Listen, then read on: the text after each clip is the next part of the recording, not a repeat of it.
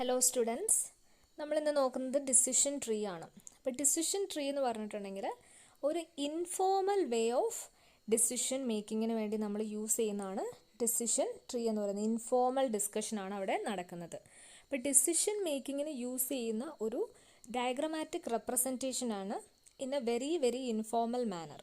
അതാണ് എന്ത് decision tree എന്ന് പറയുന്നത്. So it is a diagrammatic representation. ഒരു ട്രീ ഷേപ്പിൽ നമ്മൾ ഡയഗ്രമാറ്റിക്കലി റെപ്രസെൻറ്റ് ചെയ്യുന്നതാണ്. നമ്മുടെ മുന്നിലുള്ള എല്ലാ ഓൾട്ടർനേറ്റീവ്സിനെയും നമ്മൾ കൂട്ടിക്കൊണ്ട് അതിനെല്ലാം കണക്കിലെടുത്തുകൊണ്ട് നമ്മളൊരു ട്രീ മോഡൽ വരയ്ക്കുകയാണെങ്കിൽ അതിനെ എന്ത് പറയുന്നു? ഡിസിഷൻ ട്രീ എന്ന് പറയുന്നു. It is one of the most commonly used predictive modelling algorithm in practice. Predictive ആണ് അല്ലേ? നമുക്ക് ഫ്യൂച്ചറിൽ ഡിസിഷൻ എടുക്കുന്ന വേണ്ടിയിട്ടാണ് നമ്മൾ എന്ത് ചെയ്യുന്നത്? ഡിസിഷൻ ട്രീ യൂസ് ചെയ്യുന്നത്. ഓക്കെ, അപ്പോൾ ഇവിടെ എന്താ the purpose of preparing decision tree എന്താണ്? To drive and informal discussion. Informal ആണ്, പ്രെഡിക്ഷൻ ഉണ്ട്, അതിൻ്റെ എല്ലാ വശങ്ങളും എല്ലാ രീതിയിലുള്ള ചോയ്സസിനെയും നമ്മൾ അവിടെ എന്ത് ചെയ്യുന്നു? അനലൈസ് ചെയ്യുന്നു. Then we are finding or we are selecting the best course of action. അതാണ് ഡിസിഷൻ ട്രീയിൽ സംഭവിക്കുന്നത്. So next we can see how this decision tree is prepared. എങ്ങനെയാണ് ഇത് പ്രിപ്പയർ ചെയ്യുന്നതെന്ന് നോക്കാം. ഞാൻ പറഞ്ഞു, ഇത് ഓൾറെഡി ഒരു ഇൻഫോർമലി ഡയഗ്രമാറ്റിക് റെപ്രസെൻറ്റേഷൻ ആണ്, ഇൻഫോർമൽ ഡയഗ്രമാറ്റിക് റെപ്രസെൻറ്റേഷൻ ആണെന്ന് പറഞ്ഞു. Okay, so the decision tree എങ്ങനെ, ഇവിടുന്ന് ഒരു ഡിസിഷൻ ട്രീ ഇങ്ങനെ സ്റ്റാർട്ട് ചെയ്യുന്നു, അതിങ്ങനെ പോകുന്നു, അതിന് രണ്ട് ഓൾട്ടർനേറ്റീവ്സ് ഉണ്ടാകുന്നു, ആ ഓൾട്ടർനേറ്റീവ്സിൽ നിന്ന് പിന്നെയും 2-3 ഓൾട്ടർനേറ്റീവ്സായി മാറുന്നു, അതിങ്ങനെ പോകുന്നു. അങ്ങനെയാണ് ഡിസിഷൻ ട്രീ പോകുന്നത്. So the decision tree starts with a single node. ഒരു സിംഗിൾ നോഡിൽ നിന്ന് സ്റ്റാർട്ട് ചെയ്യുന്നു. This node will have different branches with indicate different possible outcomes. ആ സിംഗിൾ നോഡിന് സ്റ്റാർട്ട് ചെയ്ത് അത് രണ്ടായിട്ട് പോകുന്നു. ആ രണ്ട് നോഡിനും പിന്നെയും ഒരുപാട് ഓൾട്ടർനേറ്റീവ്സ് ഉണ്ട്. Each of those outcome leads to additional nodes. അങ്ങനെയാണ് സംഭവിക്കുന്നത്. ഓരോന്നിനും പിന്നീട് ഒന്നിൽ കൂടുതൽ ബ്രാഞ്ചസ് പോകുന്നു, സബ് ബ്രാഞ്ചസ് പോകുന്നു, സബ് നോഡ്സ് പോകുന്നു. അങ്ങനെ പോയി അതൊരു എന്താണ്, ഒരു it will look like a tree. Finally നമ്മൾ നോക്കുമ്പോൾ ഒരു ട്രീ എങ്ങനെ നിൽക്കുന്നു അതുപോലെ ഇരിക്കും. ഫുൾ ബ്രാഞ്ചസ് ആയിട്ട്, ഫുൾ നോട്ട്സും സബ് നോട്ട്സും ആയിട്ട് ഇങ്ങനെ പോകുന്നു. അതുകൊണ്ടാണ് അതിനെ എന്ത് പറയുന്നത്? ട്രീ എന്ന് പറയുന്നത്. അപ്പോൾ അതിൽ എന്തൊക്കെ ടൈപ്സ് ഓഫ് നോട്ട്സ് ആണുള്ളത് നോക്കാം. ഒന്ന് ഡിസിഷൻ നോഡ്, അതെന്താണ്? സ്ക്വയർ ഷേപ്പിലാണ്. Then chance node, circle. Then end node showing final outcome, triangle ആണ്. അപ്പോൾ മൂന്ന് രീതിയിലുള്ള നോട്ട്സുകളാണ്. ഒന്ന് സ്ക്വയർ ആണ്, ദെൻ ചാൻസ് നോഡ് സർക്കിൾ ആണ്, ദെൻ എൻഡ് നോഡ് എങ്ങനെയാണ്? ട്രയാങ്കിൾ ആണ്. ഓക്കെ, അപ്പോൾ 3 രീതിയിലുള്ള നോട്ട്സ് ആണ് ഉള്ളത്. നമുക്കതിൻ്റെ അഡ്വാൻറ്റേജസ് കൂടി എന്താണെന്ന് നോക്കാം. So first advantage, it is an effective method of visualising the complicated situation. Okay, അപ്പോൾ നമുക്ക് എല്ലാവർക്കും അറിയാം, ഒരു പ്രോബ്ലം അല്ലെങ്കിൽ ഒരു situation or something which we can diagrammatically represent. അങ്ങനെ റെപ്രസെൻറ്റ് ചെയ്യാൻ പറ്റുന്ന ഒരു കാര്യത്തെ നമ്മൾ എപ്പോഴും ഡയഗ്രമാറ്റിക്കലി റെപ്രസെൻറ്റ് ചെയ്യുന്നതായിരിക്കും കൂടുതൽ കൺവീനിയൻറ്റ്. അപ്പം ഒരു കാര്യം നമ്മൾ പറഞ്ഞു മനസ്സിലാക്കുന്നതിനെ കഴിഞ്ഞും ഫാർ ബെറ്ററായിട്ട് കാണുന്നയാൾക്ക് അല്ലെങ്കിൽ കേൾക്കുന്നയാൾക്ക് മനസ്സിലാകും. എങ്ങനെ? അത് ഡയഗ്രമാറ്റിക്കലി ആണ് നമ്മൾ പറയുന്നതെങ്കിൽ. സോ അതാണ് ഇവിടുത്തെ ഫസ്റ്റ് അഡ്വാൻറ്റേജ് എന്ന് പറയുന്നത് ഡിസിഷൻ ട്രീയുടെ. വിഷ്വലൈസിങ് നടക്കുന്നത് കൊണ്ട് തന്നെ അതൊരു എഫക്റ്റീവ് മെത്തേഡാണ്. എന്തിന്? കോംപ്ലിക്കേറ്റഡ് സിറ്റുവേഷൻ ഹാൻഡിൽ ചെയ്യാൻ വേണ്ടിയിട്ട് ഏറ്റവും എഫക്റ്റീവ് ആയിട്ടുള്ളൊരു മെത്തേഡാണ് ഈ ഒരു ഡിസിഷൻ ട്രീ എന്ന് പറയുന്നത്. Then it requires only little effort for the preparation. ഞാൻ പറഞ്ഞു എന്താണ്? ഇത് ഇൻഫോർമലാണ്. ഇൻഫോർമൽ ഡയഗ്രമാറ്റിക് റെപ്രസെൻറ്റേഷൻ ആയതുകൊണ്ട് തന്നെ it is very easy to prepare. Then third one, a situation with technical data can be explained among non technical users easily. അപ്പം technical data വെച്ചുള്ള കാര്യം നമുക്ക് ഈസിലി നോൺ ടെക്നിക്കൽ ആൾക്കാരുടെ അടുത്തും എന്ത് ചെയ്യാം? ഈസിലി നമുക്കത് എക്സ്പ്ലെയിൻ ചെയ്യാൻ സാധിക്കും. എന്തുകൊണ്ടാണ്? ഇവിടെ ഈ വിഷ്വലൈസിങ് എന്ന് പറയുന്ന ഒരു കാര്യം ഉണ്ടാകുന്നതുകൊണ്ട്. ഓക്കെ, ദെൻ നമ്മൾ ഒരു കാര്യം എക്സ്പ്ലെയിൻ ചെയ്യുമ്പോൾ നമ്മൾ പറയുന്നതിനേക്കഴിഞ്ഞും കൂടുതൽ ആളുകൾക്ക് ബ്രെയിനിലേക്ക് പോകുന്നത് വിഷ്വൽസ് ആണ്.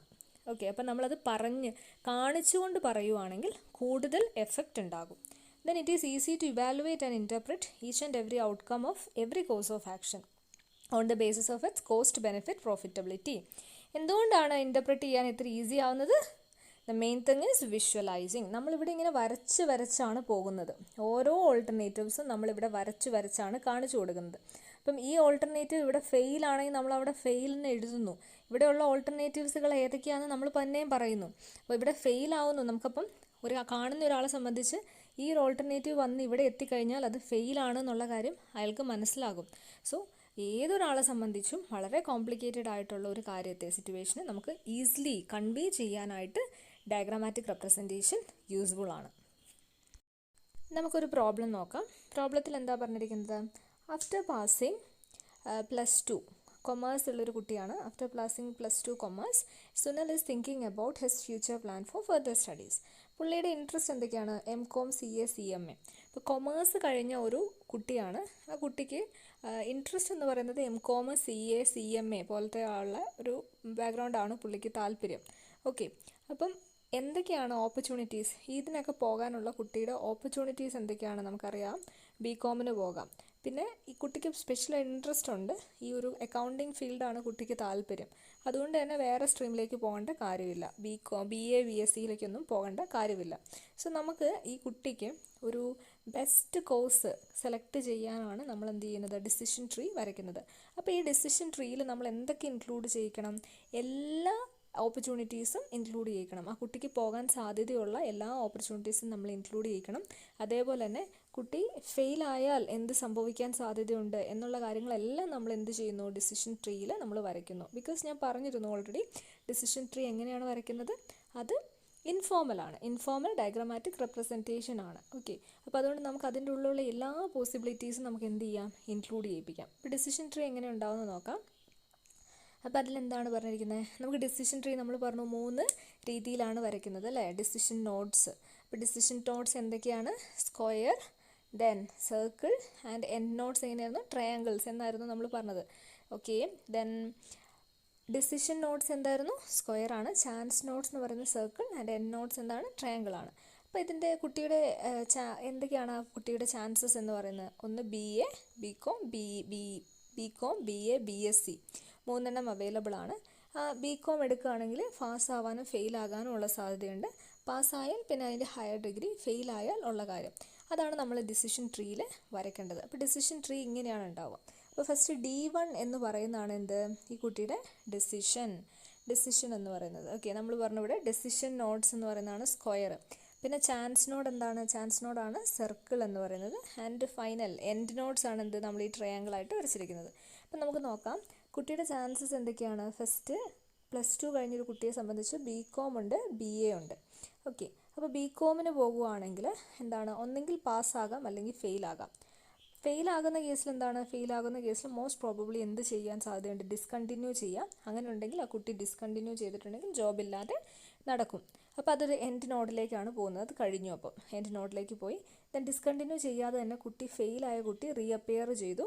ദെൻ പാസ്സായി കഴിഞ്ഞാൽ പാസ്സാകുന്നു. പാസ്സായിട്ട് ഒന്നെങ്കിൽ ജോബില്ലാണ്ട് നടക്കാം, ഫെയിലായിട്ട് ജോബില്ലാണ്ട് നടക്കാം. ഓക്കെ, ദെൻ ഫസ്റ്റ് അറ്റംപ്റ്റിൽ തന്നെ പാസ്സായ കുട്ടീനെ സംബന്ധിച്ച് പിന്നെയുള്ള 3 ഓപ്ഷൻ അവൻ്റെ ആഗ്രഹം പോലെ തന്നെ MCOM ഉണ്ട്, CA ഉണ്ട്, CMA ഉണ്ട്. MCOMന് പോകുന്നു. ഇതുപോലെ തന്നെ ഫെയിലായാൽ നോ ജോബ്, പാസ്സായാലും എന്താണ്? പാസ്സായാൽ നമുക്ക് പിന്നെ ജോബെന്ന് കൊടുക്കാം കേട്ടോ. പാസ്സായിട്ടുണ്ടെങ്കിൽ 2 ചാൻസസ് ആണുള്ളത്. ഏതൊക്കെയാണ്? ഒന്നെങ്കിൽ ജോബ് കിട്ടാം, അല്ലെങ്കിൽ ജോബ് കിട്ടാതിരിക്കാം. CAക്ക് പോയാലും എങ്ങനെ തന്നെയാണ്? ഫെയിലാകാം, പാസ്സാകാം. പാസ്സായാൽ ഒന്നെങ്കിൽ ജോബ് കിട്ടാം, അല്ലെങ്കിൽ പ്രാക്ടീസ് ചെയ്യാം അല്ലേ? CMAയും അങ്ങനെ തന്നെയാണ്. ജോബ് ഫെയിലായാൽ എന്താണ്? ജോബില്ല. പാസ്സായാൽ ജോബ് കിട്ടാം, ജോബ് കിട്ടാതിരിക്കാനുള്ള സാധ്യതയുണ്ട്. അപ്പോൾ ഇങ്ങനെയാണ് നമ്മൾ എന്ത് ചെയ്യുന്നത്? ഡിസിഷൻ ട്രീ വരയ്ക്കുന്നത്. അപ്പോൾ ഇത് വരയ്ക്കാൻ നമുക്ക് പ്രത്യേകിച്ച് പ്രയർ നോളജിൻ്റെ ആവശ്യമില്ല. നമ്മുടെ ഒരു ഭാവന, അതായത് ഞാൻ ഓൾറെഡി പറഞ്ഞത് നമ്മൾ ഇൻഫോർമൽ ആയിട്ടുള്ള ഡയഗ്രാമാറ്റിക് റെപ്രസെൻറ്റേഷൻ ആണെന്ന് പറഞ്ഞത്. അപ്പോൾ ഇവിടെ ഒരു കുട്ടി പാസ്സായാൽ എന്ത് സംഭവിക്കും എന്നുള്ള കാര്യം നമുക്ക് മനസ്സിലാവും ചിന്തിച്ചാൽ. പാസ്സായാൽ എന്ത് സംഭവിക്കും? കുട്ടിക്ക് ജോലി കിട്ടാം, കിട്ടാതിരിക്കാം. ഫെയിലായാൽ എന്താണ്? കുട്ടിക്ക് ആ ഒരു ക്വാളിഫിക്കേഷനുള്ള ജോലി കിട്ടില്ല എന്ന് നമുക്ക് ഉറപ്പിക്കാം. അപ്പോൾ ഇതാണ് ഡിസിഷൻ ട്രീ.